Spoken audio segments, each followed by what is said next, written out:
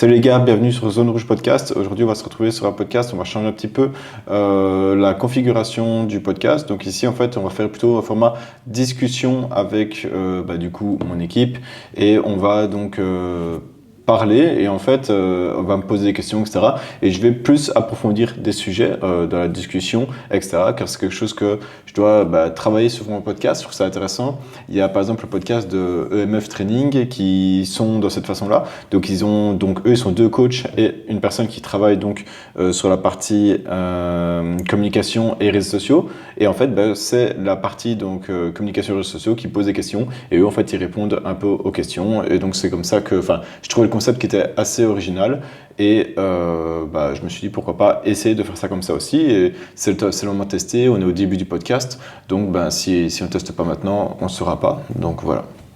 Top, merci. Donc la thématique du jour, on va rebondir sur est-ce qu'un coach doit-il s'entraîner lui-même? Est-ce que c'est important d'être un exemple pour ses athlètes ou non? Donc j'ai structuré un petit peu le podcast avec une certaine intro où tu vas répondre directement à la réponse à cette question, ton expérience personnelle, le lien entre objectif et motivation et les conséquences aussi d'un coach qui ne s'entraîne pas, qui n'est pas le lead by example. Donc tout d'abord, je vais te poser la question, toi qu'est-ce que tu en penses justement? Est-ce qu'un coach doit s'entraîner à un certain niveau et est-ce qu'il doit montrer l'exemple par ses entraînements? Ouais, forcément. De base, en fait, si tu es coach sportif, quand tu as commencé ta profession, c'est que déjà tu étais passionné ou que tu pratiquais. En soi, c'est ma vision, on va dire, du coaching, c'est de transmettre une passion qui de base, est la tienne. Et ensuite, de là, tu as envie de l'apprendre aux autres. Donc, soit on va dire, joues un peu individualiste, ce qui n'est pas une reproche ou quoi que ce soit. Soit tu choisis la vie d'être un athlète de haut niveau et donc du coup, tu ne deviens pas forcément coach ou leur coach sur le côté, mais on sait que c'est un complément et que c'est pas vraiment une vocation pour toi. Ou alors tu découvres justement la passion du coaching et tu veux donner cette passion-là à tes athlètes. C'est deux visions des choses. Sinon, pour moi, forcément, bien sûr, tu dois pas forcément être un coach qui a été au plus haut niveau, quoi que ce soit. Ça, justement, c'est réservé à l'athlète. Mais c'est important, si tu es un coach, en tout cas, de t'entraîner, de montrer l'exemple et de t'entraîner, quoi. Et justement, j'ai une question par rapport à ça. Toi, tu es plutôt focus sur la préparation physique des sports de combat. Tu fais aussi d'autres sports, évidemment. Mais par exemple, pour toi, est-ce qu'un préparateur physique doit avoir obligatoirement fait le sport de la discipline dans laquelle il est spécialisé? Non, pas forcément. C'est pas quelque chose qui est obligatoire. Maintenant, il faut avoir un intérêt sur ce sport en approfondi ou alors à toi de te former et devenir bon dans la discipline dans laquelle tu vas exercer. C'est-à-dire que moi, ça fait 16 ans que je fais du sport de combat, donc c'est pas pour... j'ai toujours baigné dans le sport de combat depuis tout petit. Et est-ce que ça fait de moi un mauvais préparateur physique pour des footballeurs? Non, pas forcément, parce que je me forme, j'apprends d'autres disciplines et j'essaye de justement m'investir dans le sport. Maintenant, forcément, tu auras des attraits et des facilités à coacher un athlète qui fait ta discipline et donc normalement ça se fait assez naturellement. Forcément je vais être peut-être plus sur tout ce qui est sport de contact, pas forcément de combat, mais ça peut être du rugby ou quoi que ce soit, d'autres disciplines qui ont un rapport qui est directement lié au mien. Je vais avoir beaucoup plus de facilité à le coacher parce que du coup je vois quand même les besoins de ce sport et de cette discipline par rapport à si je devais faire je sais pas, du tennis. C'est un sport où j'ai jamais pratiqué, j'ai jamais regardé parce que ça m'intéressait pas. Donc forcément, si demain je devais avoir un tennisman qui me contacterait, soit je lui dirais, voilà, s'il est trop haut niveau, je dirais, écoute, va directement voir un préparateur physique qui est spécialisé là-dedans, tu as peut-être plus de chances de performer. Ou alors, à moi de me former et devenir compétent dans le domaine. T'es pas obligé d'avoir pratiqué le sport pour le coacher. Maintenant, c'est d'office un plus pour toi si tu es dedans, parce que, tu comprends tes athlètes, tu arrives à te mettre à leur place, tu comprends les exigences et du coup, tu as ressenti le sport et la discipline. Voilà, tu n'as pas besoin, comme je disais au début, d'avoir été à haut niveau pour pouvoir être bon là-dedans en tant que coach, préparateur physique, mais tu as besoin de connaître, en tout cas de t'informer et de montrer de la bonne volonté dans l'apprentissage de la discipline, quoi. Ok, ok. Ouais, donc vraiment, c'est un plus malgré tout, parce que je pense aussi au sport de combat. Mhm. C'est quand même un sport qui est assez difficile, même mentalement. Et je pense qu'un préparateur physique, par exemple, comme toi, qui est passé par là, tu sais aussi un peu les conseiller mentalement. Ouais, après, chaque coach a ses spécialités. Moi, je suis pas préparateur mental. Il y a des préparateurs mentaux qui sont vraiment spécialisés là-dedans. Et donc, du coup, ça reste leur main corde. Mais un préparateur physique, il doit maîtriser tout dans la. Il doit savoir tout maîtriser, en fait. Donc, que ce soit enfin, prendre en tout cas l'athlète d'une façon holistique. Donc ça veut dire quoi holistique? C'est de le prendre dans tous les... La préparation physique, voilà, on va plutôt aller dans ce sens-là. Ce n'est pas juste préparer physiquement ton athlète, c'est lui apporter d'autres cordes, donc que ce soit la nutrition. Moi, par exemple, dans le weight cutting et la nutrition, bah, je m'y connais fortement. Je fais aussi la réathlétisation. Donc on va dire que j'essaye de mettre ce package-là à la disponibilité de mes athlètes, mais la préparation mentale, je comprends, je sais ce que le combattant a vécu parce que je l'ai vécu, donc je peux le conseiller. Maintenant, je ne serai pas aussi bon qu'un préparateur mental. Ça, c'est une certitude, puisque c'est sa spécialité à lui directement. Mais au moins, c'est vrai que les athlètes, ils savent que je sais ce que c'est de monter dans le ring. Je ne suis pas monter à la cage, je suis monter dans le ring personnellement. Mais voilà, si on reprend tous les sports de combat confondus, j'ai plus d'une quarantaine de combats. Donc forcément, je connais. J'ai pas besoin d'être champion du monde pour comprendre ce que ça fait qu'un combattant il rentre combattre pour une ceinture du monde ou pour son premier combat. Je conçois, j'arrive au bout de 40 combats, tu sais ce qui se passe dans ta tête avant de monter, tu connais les doutes, tu sais comment préparer ton athlète pour ça. Donc forcément, j'ai un avantage que d'autres coachs n'ont pas, mais c'est pas pour autant que t'as combattu, que tu seras un meilleur coach qu'un mec qui est hyper informé et qui s'intéresse beaucoup. Donc c'est ça aussi la part des choses, c'est que pour moi, c'est un vrai plus d'être préparateur physique et d'avoir combattu, mais c'est pas parce que tu as combattu que tu seras un bon préparateur physique. Ok.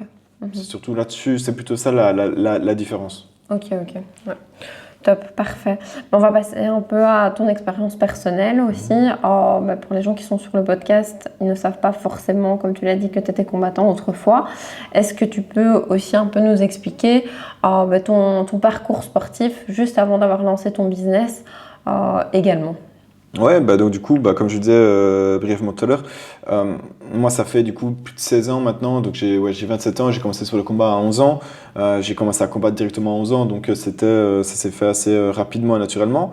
Et tu as commencé avec le taekwondo aussi. Ouais, j'ai commencé par le taekwondo, j'ai fait 6 ans de taekwondo, 5 ans je pense, j'ai plus trop d'idées. Après j'ai fait 4-5 ans de kickboxing, là ça a vraiment été la révélation et c'est là que j'ai vraiment découvert que je voulais faire quelque chose dans le sport. Et ensuite, après, du coup, de fil en aiguille, j'ai fait un peu d'anglaise pour perfectionner mon anglaise, etc. Puis, je suis parti naturellement dans le MMA. Et voilà. Et donc, du coup, à l'époque, comme tout jeune qui pratique le sport depuis longtemps, qui combat et je dis pas que j'avais un bon niveau, que j'avais un mauvais niveau. Ça, c'est, voilà, après 16 ans, tu sais te taper, ça, c'est sûr. Donc, j'avais ambition de vouloir en vivre, etc. Et voilà, les chemins sont trouvés différemment. Et donc, du coup, j'ai changé de voie. Et là, je suis devenu préparateur physique. Et c'est comme ça que mon aventure a commencé. Et justement, tu peux un peu nous en dire un peu plus de pourquoi tu t'es lancé plutôt dans le business et tu as laissé cette idée de devenir professionnel. Parce que, aussi, beaucoup de gens veulent devenir professionnels maintenant du MMA, de plus en plus actuellement. Mais c'est dur. Il y a une certaine difficulté. Et pourquoi est-ce que toi, justement, tu as pris ce pli de te dire « Ok, je mets mon rêve de côté, mais je vais plutôt aller du côté du business et développer un business aussi en parallèle de ton ancien rêve, finalement. » Du coup, moi, à l'époque, donc c'était en 2019, c'est ça, un peu avant 2019, je me suis formé. Donc, du coup, j'ai fait les cours du soir à l'UCL, donc à l'Université de Louvain-la-Neuve en Belgique, quoi. Et donc du coup là j'ai eu mon diplôme en tant que personal trainer, je commençais à coacher, je faisais ça juste pour l'argent parce que il faut jouer, travailler dans le sport, c'était facile, tu as tes horaires, tu crées un petit peu et t'agences comme tu veux. Et donc j'allais m'entraîner à Bruxelles, donc je prenais le train, j'avais 1 heure de route, etc. Enfin, mes ambitions étaient de performer dans le sport, donc j'allais dans un peu tous les clubs loin, parce que du côté de Charleroi, il n'y avait rien en MMA, donc j'allais du côté de Mons, bah, pour ceux qui connaissent la Belgique là-dessus, voilà quoi. Donc j'allais à Mons, j'allais à Namur, j'allais à Bruxelles pour avoir un peu d'entraînement au matin et au soir. Et en même temps, bah, je travaillais donc en tant que coach sportif et je faisais du job intérimaire sur le côté pour avoir un peu plus d'argent aussi. Et j'avais le projet du coup de partir au SBG en Irlande m'entraîner. Je me suis fait les croisés donc quelques jours avant de partir. Malheureusement, j'ai su récupérer mon argent et la femme était assez gentille au final avec le Airbnb. De là, j'ai tout perdu, on va dire, parce que je suis passé de mec qui vivait que par le sport et que je vivais que pour le sport. J'avais aucune passion que ça. Et je suis passé de ça à plus pouvoir m'entraîner et plus pouvoir coacher. Donc ma vie tournait plus autour de rien. Donc de là, je me suis dit, ben, tant qu'à faire, autant me former en préparation physique. C'est un truc qui m'aiderait dans ma carrière. En tout cas, je me disais ça en tout cas. Je suis parti à Paris, j'ai fait ma première formation là-dedans, j'ai vraiment kiffé. En revenant, je me suis dit, ah, ben, au final, je vais peut-être plus m'investir dans la préparation physique, mais je vais quand même continuer à combattre. C'était ça mon projet. Puis de fil en aiguille, ben, j'ai vu que la préparation physique commençait à monter et ça prenait du temps. Enfin, je devais faire c'était dur de m'entraîner 2 fois par jour, vouloir performer et de devoir coacher et me former en préparation physique. Donc c'était 2 choses qui étaient assez compliquées de maintenir. À un moment donné, ben, naturellement, j'ai dû faire le choix et ben, j'étais plus drivé pour aider les athlètes que moi performer au plus haut niveau. Je pense que j'avais un bon niveau, que j'aurais pu faire des petits trucs dans le sport à haut niveau, mais j'avais pas le niveau d'être champion non plus et je l'aurais pas eu. Il faut aussi reconnaître à un moment donné. Et faire les choses à moitié, c'est quelque chose qui est assez compliqué. Par contre, en préparation physique, je sais que j'avais des facilités dans l'apprentissage et je sentais que voilà, être le meilleur, c'est toujours subjectif. On ne sait jamais dire vraiment qui est le meilleur dans la préparation physique, mais je sais que je pouvais faire, en tout cas à long terme, m'implanter en tant que voilà, un peu un boss dans le domaine et que dans peut-être 10 ans, je me disais que j'aurais peut-être réussi à atteindre mes objectifs et voilà, et être parmi les meilleurs, en tout cas en préparation physique. Donc du coup, comme j'ai toujours été compétiteur, que ce soit dans le sport ou dans la vie de tous les jours de la business, j'ai choisi le fait de prendre quelque chose où j'aurais su que j'aurais pu aller au plus haut niveau. Et ça s'est déroulé vers la préparation physique et je pense avoir fait le bon choix. Maintenant, tout tourne bien, mon business fonctionne bien, voilà, sur les réseaux, ça tourne bien aussi. Donc je pense que j'ai pas mal d'athlètes, ils performent aussi. Donc tous les signaux sont ouverts pour montrer que j'ai fait le bon choix, quoi. Ok, bien clair. Et justement, tu t'es concentré davantage sur le business au détriment des entraînements du coup spécifiques de préparation, enfin de MMA, sport de combat. Est-ce qu'en parallèle, tu continues à avoir une certaine activité sportive en lien avec ça ou ça a commencé, ou tu as commencé un peu à t'éloigner de l'entraînement parce qu'il y avait ce business à faire tourner et on sait que les débuts, c'est pas toujours évident. En fait, c'est quelque chose qu'il faut savoir dans la vie, il faut toujours faire le sacrifice. Tu sais pas performer dans tout, même au moment opportun. Il y a des moments où il faut saisir des choses, des opportunités. Et c'est ce que j'ai fait. Donc de base, moi, je m'entraînais 2 fois par jour tous les jours. Puis après, je suis passé à 1 fois par jour tous les jours. Puis je suis passé à 2 fois par semaine, 3 fois par semaine quand ça allait bien. Et à un moment donné où c'était de moins en moins. Et voilà, parce que le business tournait quand même. Si tu es coach ou que tu es dans la kiné ou quoi que ce soit, que tu peux imaginer, imagine, tu te lances dans ton business, tu montes ta salle. Parce qu'il faut savoir que j'ai toujours été en autonomie et j'ai toujours eu mon business à moi donc monter ma salle, etc., ma structure. Et à un moment donné, je tournais à plus de 40 coachings par semaine. Donc un coaching, c'est pas qu'une heure, c'est 1 heure, 1 heure et demie, plus la gestion des messages, etc. avec tes athlètes, plus les coachings en ligne, la production sur les réseaux sociaux, etc. Ce qui fait qu'il fallait que je fasse un choix. J'ai commencé à de moins en moins m'entraîner jusqu'au moment où j'ai commencé un peu à perdre mon identité là-dessus. Et voilà, donc c'est quelque chose qui était difficile de voir en fait, parce que tu te rends pas compte. En fait, tu es toujours à 1000 à l'heure.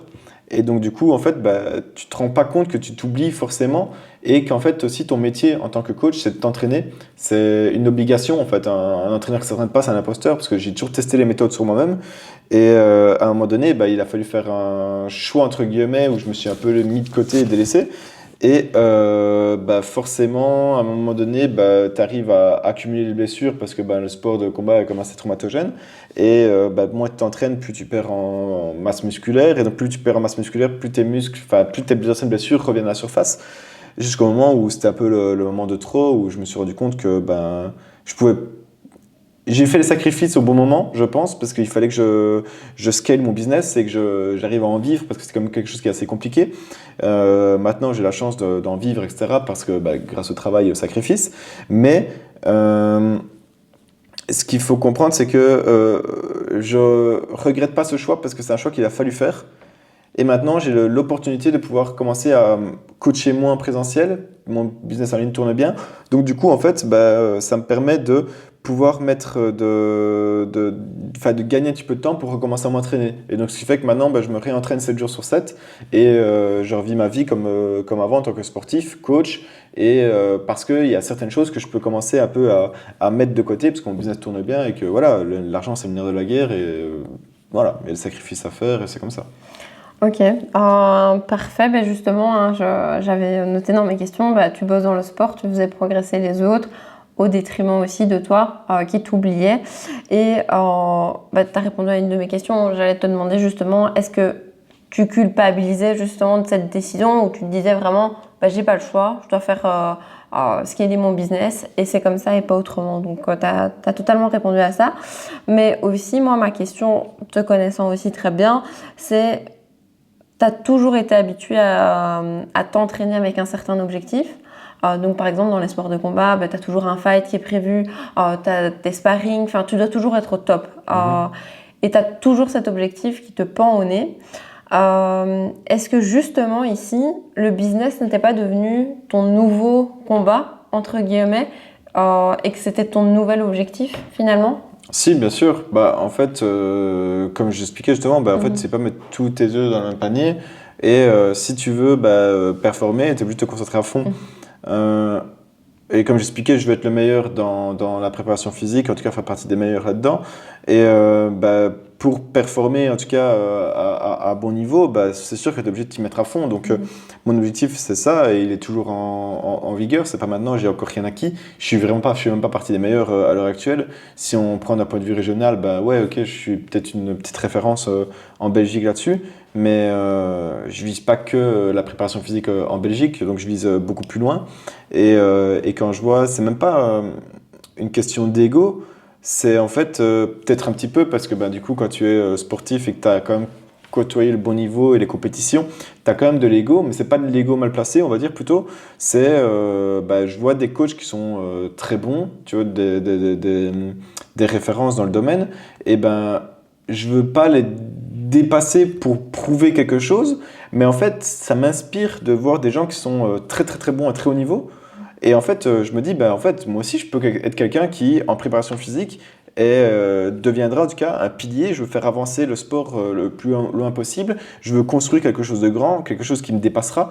C'est bêtement une chose pour laquelle, par exemple, j'ai pris le nom ACP, donc de Kenny ACP. J'ai quand même mis mon branding de Kenny avant, parce que c'est un truc sur les réseaux qui est important, parce que voilà, vous, Facile comme pour ça, te reconnaître. vous me connaissez, vous me voyez, vous connaissez mon prénom, vous savez m'appeler, donc c'est plus simple. Mais j'ai choisi ACP parce que c'est quelque chose qui un jour, je veux que ça me dépasse. Je veux que peut-être instaurer plusieurs centres ACP dans l'Europe, dans le monde, je sais pas, tu vois. Mais en tout cas, je veux avoir des coachs qui travaillent pour moi, etc. Et je veux qu'on monte le business ensemble. Donc c'est quelque chose qui, voilà, j'ai vraiment une envie d'expansion et toute mon énergie présente donc en tant que coach, préparateur physique, tu es obligé d'avoir une image sportive qui est là, ça fait partie de ton travail, tu dois comprendre, tu dois pratiquer pour être un bon préparateur physique, un bon coach. Mais mes ambitions maintenant ne sont plus d'être un sportif de haut niveau, mais d'être un sportif qui représente le travail que je peux fournir. C'est surtout ça le plus important. Bien sûr, toujours des ambitions compétitives parce que c'est un truc qui me fait kiffer. Et voilà, vous verrez dans ma vidéo YouTube de la semaine prochaine quand elle sortira. Mais j'ai des ambitions qui sont dans mon business. Et pour faire monter mon business, il faut que moi, je sois un sportif. C'est plutôt là-dedans maintenant que je fonctionne et que mes ambitions sont là-dedans. Ok. Mais écoute, toujours aussi clair. Et finalement, tu penses que ce fait donc par exemple, si on va en parler de ton prochain objectif, même si on va un peu spoil notre prochaine vidéo YouTube, le fait que tu aies besoin d'un objectif, Est-ce que c'est dû au sport de combat où il y avait toujours cette carotte à la fin? Tu penses que ça vient de ça ou ça vient plutôt de ta personnalité? Non, pas du tout, parce que tu peux pratiquer. Je respecte encore plus les personnes Mhm. qui pratiquent du sport de combat sans faire de la compétition, parce que vous pensez, parce que c'est la mode dans les sports de combat, que c'est facile, mais les sports de combat, c'est quelque chose qui est très compliqué. Tu es là, tu te tapes à l'entraînement, tu te blesses forcément. Quand tu es dans un club de bon niveau, bah, ça devient c'est de pire en pire. Et donc, du coup, ça a l'air facile comme ça. Donc, quelqu'un qui fait du sport de combat sans vouloir combattre ou quoi que ce soit, c'est beaucoup plus respectable que quelqu'un qui combat. Parce que quelqu'un qui combat, il a peut-être plus, entre guillemets, de couilles, on va dire les choses vulgairement, mais parce que monter dans la cage, c'est encore un autre domaine, parce que c'est quelqu'un qui veut te blesser, qui veut te faire du mal. Donc ça, c'est aussi c'est une réalité, les gars. Faut se dire, c'est pas tout beau. Mhm. C'est pas beau, les sports de combat, en fait, hein. Ça a l'air beau, mais ça l'est pas forcément. Après, quand t'es passionné, c'est beau, hein. Je dis pas ça de mauvaise façon. Mais la personne qui est là, qui se tape à tous les entraînements et qui combat pas, bah, je sais pas comment il fait, parce que moi, c'est un truc que je sais pas faire. Dès que je reprends 2 entraînements de sport de combat, c'est sûr que dans ma tête, je me dis, je vais recombattre. Parce que déjà, ça fait partie de mon identité. Mais j'ai oublié la question. Ah ouais, si, ouais. En fait, non. Voilà, comme je disais, il y a des gens qui font du sport de combat sans combattre. Ben non, moi, les ambitions ont toujours été hautes parce que depuis tout petit, j'ai été éduqué d'une façon où on fait pas les choses pour rien. C'est ambition toujours et aller au plus haut, sinon on ne fait pas les choses. Donc, c'est comme ça que j'ai été éduqué. C'est comme ça que mon mindset. Donc, dès que je fais un truc sportif, dès que je lance un business ou quoi que ce soit, comme je disais, c'est pas de l'ego en mode je veux rabaisser les autres, mais c'est moi-même, je veux être le meilleur parmi les autres. C'est plutôt comme ça que je dirais. Ouais, donc tu t'entraînes pas pour le fun, quoi. Non, Vraiment, je m'amuse pas dans l'entraînement. Ok. C'est une habitude. Je prends du plaisir à la fin de l'entraînement, comme tout le monde avec l'endorphine, etc. et tout qui arrive. Donc ça, c'est une certitude. Ça reste drôle à la fin de l'entraînement. Mais pendant que je m'entraîne, je m'amuse pas. Je suis pas là pour m'amuser. Je suis pas là pour rigoler. L'entraînement, c'est pour la performance. C'est pour avoir des résultats. Et faire les choses pour faire les choses, j'y arrive pas. J'ai vraiment du mal. Et pour la préparation physique aussi, t'as le même mindset là-dessus, Mhm. justement, quand tu t'entraînes Ouais, tout, tout, tout, tout. tout. Ok. Justement, on va revenir un peu sur cette phase de pause que tu as eue. Est-ce que ça t'a impacté beaucoup mentalement, sur ta confiance en toi, sur ton énergie? Comme tu disais, tu te sentais un peu perdu et tu ne te reconnaissais plus. Comment est-ce que tu as fait? Enfin, qu'est-ce que tu as mis en place justement pour sortir de ça? Et de dire stop, là je dois revenir moi-même. Enfin, redevenir moi-même plutôt. C'est quoi le déclic qui t'a. Du coup, c'est quoi le déclic, ça que tu me disais Ouais, pour me c'est remettre dans le ça. sport? Quand tu t'es dit stop, là faut vraiment que je redevienne le Kenny que j'ai toujours connu, c'est quoi le déclic qui t'a dit là faut que je me remette dedans? Ouais, bien sûr. Je sais pas, c'est rendre fier. Du coup, Selena, c'est ma femme, et en même temps, elle travaille pour la communication dans ACP, etc. Donc, que ce soit montage vidéo, le cadrage et la gestion des pages de vente, etc. Donc, on va dire un peu un bras droit dans le business. Donc, du coup, j'ai toujours été sportif depuis qu'on se connaît, et le fait d'avoir mis tout ça de côté, forcément, quand tu fais du sport, tu veux rendre fier tes proches. Enfin, pas forcément, je veux pas rendre fier quand je fais mon sport parce que je me rends fier moi-même avant tout, mais c'est une conséquence qui arrive. Parce que quand tu es, voilà, là ça va peut-être, j'ai peut-être le dire d'une façon un peu narcissique, mais donc du coup j'ai quand même des résultats qui sont assez bons de base quand je fais du sport, etc.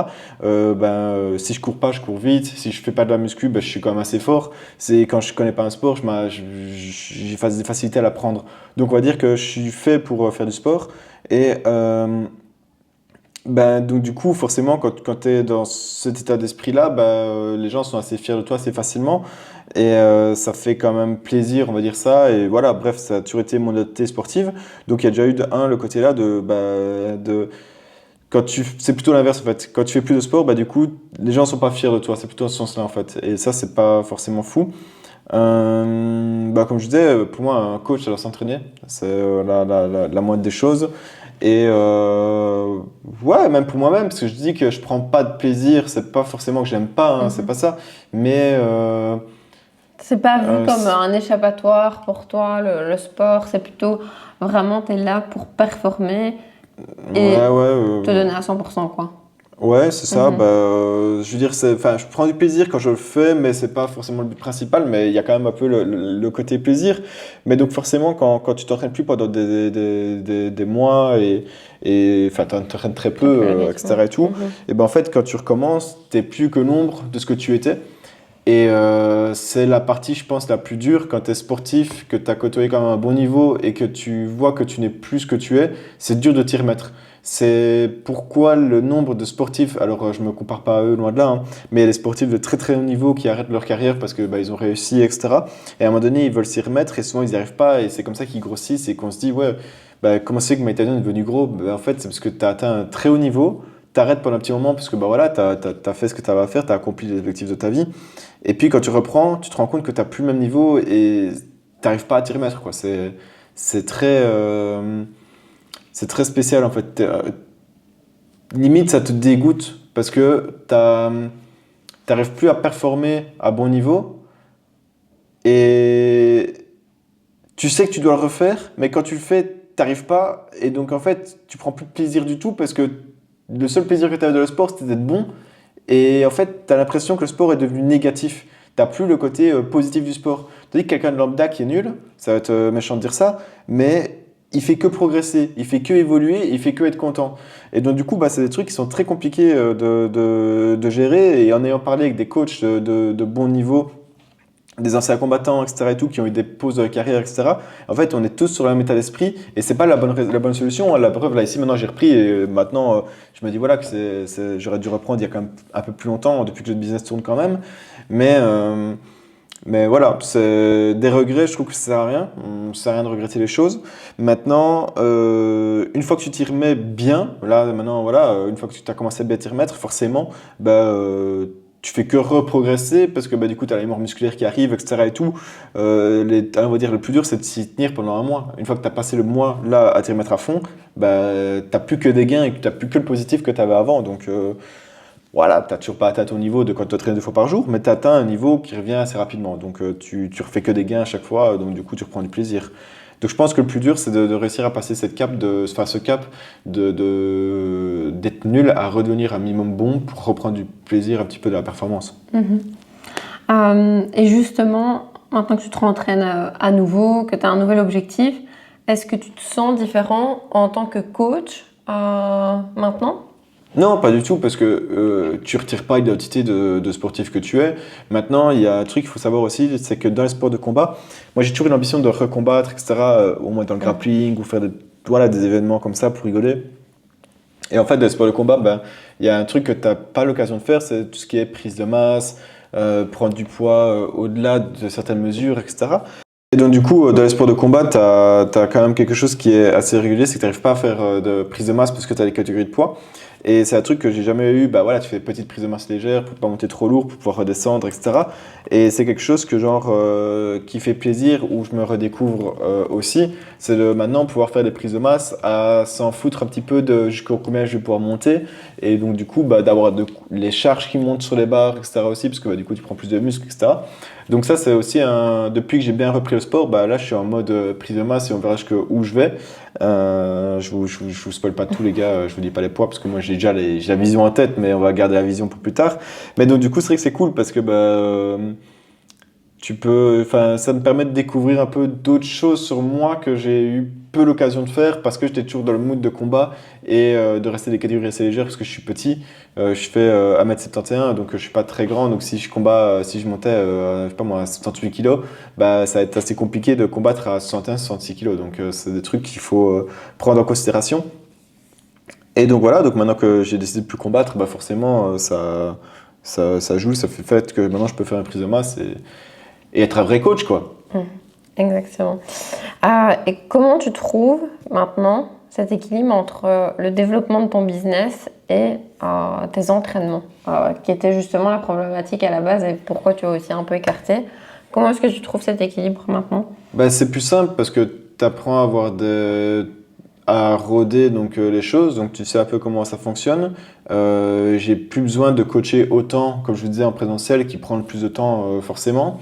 Le coaching en ligne, en fait, tu peux l'agencer comme tu veux. Donc, si je dois m'entraîner à midi, bah, je coach après en ligne ou avant. Tandis que si j'ai du présentiel de 8h à 16h ou de 8h à... Des fois, j'avais des coachings, je commençais à 6h. Je faisais de 6h à 8h. De 8h à 10h, j'avais une pause. Et puis de 10h jusqu'à 22h, j'avais des coachings. Donc, comment tu veux planifier des entraînements là-dessus? Et pense même pas que le lendemain, tu vas te reposer, parce que le lendemain, c'est reparti. Moins de coaching, etc. que j'avais, hein, mais j'avais comme des grosses journées. Et donc, du coup, bah, tu rentrais tard chez toi, etc. C'était quelque chose qui était assez compliqué. Je vais pas m'en plaindre, hein, c'est une partie du succès, hein, d'avoir de la clientèle, c'est bien, on s'en plaint jamais.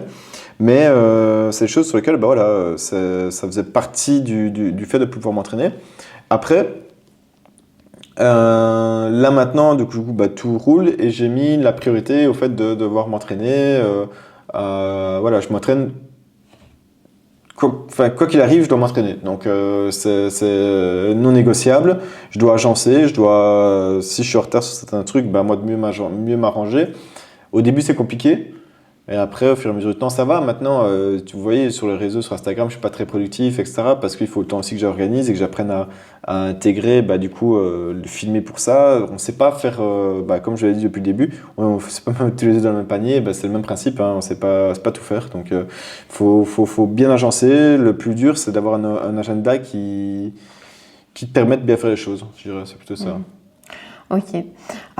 Et justement, qu'est-ce que tu conseillerais au toi d'il y a plus ou moins 5 ans et qu'est-ce que tu conseillerais aussi à ce coach qui nous écoute peut-être et qui est en train de s'oublier, qui prend pas le temps pour lui et qu'est-ce que tu leur conseilles justement avec le recul maintenant?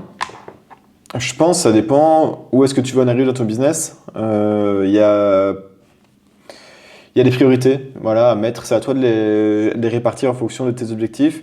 Je pense que t'entraîner 2 à 3 fois par semaine, ça reste toujours possible. Moi, j'avais quelque chose qui m'obligeait toujours, c'était de rester dans les sports de combat. Et je pense que si j'avais dit bah, faire un peu plus de musculation et d'un peu oublier les sports de combat plus tôt, ça aurait été plus facile, je pense, pour pouvoir me permettre de quand même continuer à m'entraîner. Ça, c'était le truc. Donc voilà, des fois, tu dois oublier ton sport spécifique de base et aller plus dans ce qui est ton métier. Donc la préparation physique, c'est ça le plus important, c'est ton image et c'est ce que tu représentes. Donc je pense que le plus important, c'est ça, de savoir prioriser les choses, prioriser les tâches. T'entraîner, ouais, comme je disais, 2 à 3 fois semaine, tu auras quand même des résultats, du moins tu ne perdras pas ce que tu possèdes déjà. Donc c'est déjà quand même quelque chose qui est bien. Si tu ne peux pas réduire là-dessus, c'est quand même quelque chose qui est bien. Essaie de prendre du plaisir et d'accepter de perdre certaines choses pour en gagner d'autres. Donc ça c'est quelque chose qui est à prendre en compte. Donc si tu veux monter ton business à ce moment-là, bah, il faut accepter de perdre un peu des performances, mais tu vas monter dans d'autres types de performances. Je pense quand même que en dessous de 2 à 3 entraînements semaine, c'est pas positif. Donc trouve le temps de t'entraîner, c'est le plus important. Mais voilà, comme je dis, ça dépend de tes objectifs. Voilà, il y a des gens, leur métier, ils aiment bien juste coacher. C'est pas péjoratif, ils coachent et c'est tout. Et bah, du coup, tu as forcément le temps de t'entraîner. Tu seras fatigué parce que le coaching, c'est fatigant.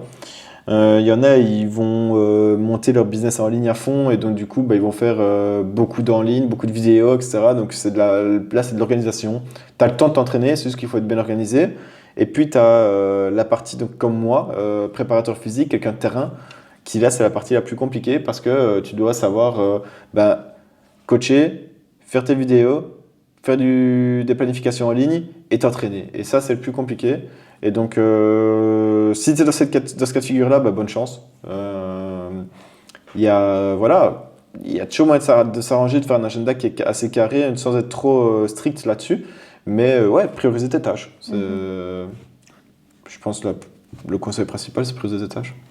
Top, parfait. Et j'ai une dernière petite question.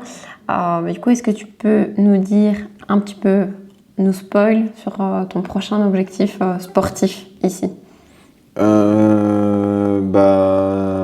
C'est assez facile, hein. C'est un peu la mode que tout le monde fait à l'heure actuelle, donc vous aurez l'exclu en avant-première. Mais donc, du coup, on va faire un Aerox en duo. Et voilà, donc en fait, ce qui est bien avec l'Aerox, c'est que c'est un sport qui te permet de... Il n'y a pas de grosses contraintes techniques en termes de mouvement. parce que c'est des mouvements qui sont tout simplifiés. Si t'es coach, en tout cas, si tu maîtrises pas ces mouvements-là, il y a un problème. Donc, les mouvements sont simples. C'est pas hyper chronophage à part la partie course à pied, mais en soi, tu as juste à maîtriser un 10 km à une bonne allure. Donc, t'entraîner plus, c'est bien, mais si déjà tu maîtrises ça, tu peux aller faire l'aérox. Maintenant, comme vous l'avez compris, je suis pas là pour participer, donc forcément, le but c'est d'être meilleur et d'essayer de faire des résultats. Mais en fait, ce qui est cool, c'est que ça te donne une ambition, ça te donne des objectifs et enfin, tu perds jamais ton temps à t'entraîner. Mais quand tu as un objectif sportif, tu perds encore moins, c'est sûr certain. Donc, tout ça, c'est donner un petit peu de feu, allez, ouais, ça, je dirais Un peu de piment. un peu de piment, c'est ça, voilà, À ma ton routine quotidien, sportive ouais. et à mon quotidien. Donc, le prochain objectif, c'est un Aerox. On n'a pas encore les temps parce qu'on va le faire en duo, donc on verra un petit peu ce que ça dit. Et le but, c'est de performer et on verra quoi. Ensuite, à mon avis, il y aura un petit Aerox solo. Et là, je vous dirai, je vous filmerai un peu la prépa qui sera un peu plus hardcore, à mon avis. Exactement. Ça va être un vrai challenge pour moi, par contre. Ouais, bah ouais. Donc voilà, ben, parfait. Ben, j'invite toutes les personnes qui nous écoutent à regarder la prochaine vidéo qui va sortir sur la chaîne YouTube Ouais, c'est principale. ça. Un petit vlog où je parle un peu plus de mes objectifs et de mes choix sportifs, on va dire, d'arrêt de compétition. Et on va dire, ouais, je vais parler un petit peu plus de ça, un peu plus en approfondi là-dedans, parce que c'est pas des choses qui sont faciles. Donc voilà, tourner une page pour en ouvrir d'autres, c'est important. Et donc du coup, ouais, c'est le prochain objectif sportif. Et donc voilà, donc je vous dis les gars, on se retrouvera donc la semaine prochaine. Faites-moi des commentaires, dites-moi un petit peu sur Instagram ou quoi que ce soit ce que vous en pensez du principe de format, on va dire interview entre guillemets, où on discute. Voilà, donc du coup ça permet d'être un peu plus deep dans le sujet. Il y aura des sujets qui seront plus techniques, il y aura des sujets qui seront plus développement personnel. Surtout voilà, ce podcast s'adresse quand même fortement aux coachs et kinés, préparateurs physiques, etc. Mais il s'adresse aussi aux sportifs qui veulent voilà, approfondir leurs connaissances. Donc c'est comme ça qu'on avance. Et donc là, on espère qu'il est temps qu'on arrête le podcast. Et donc du coup, les gars, n'hésitez pas à regarder. Donc il y a le programme Ready to Fight si t'es combattant et que tu veux suivre une préparation physique avec moi. C'est dans la bio. Et on se dit à la prochaine dans un autre podcast. Allez, ciao.